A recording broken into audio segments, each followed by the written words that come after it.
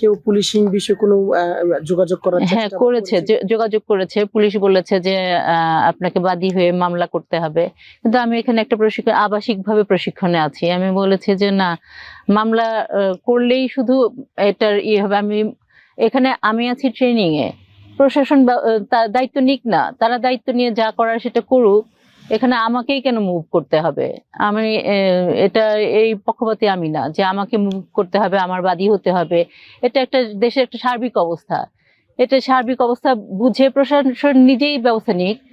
আমি শুধু একটা সাধারণ ডায়েরি করতে চাই যে যাতে আমি আমার প্রয়োজনীয় কাগজপত্র বা মোবাইলটা যাতে পেতে পারি, এই জন্য একটা সাধারণ ডায়েরি করতে চাই। তাছাড়া এই মামলা আমার মনে হয় না এটা যৌক্তিক যে আমি মামলা করব তারপরে শাস্তি ব্যবস্থা করা হবে। এটা তো আমার একার প্রবলেম না, এটা দেশের একটা সার্বিক প্রবলেম। এবং কারা আমার সঙ্গে এটা করেছে আমি তো চিনিই না।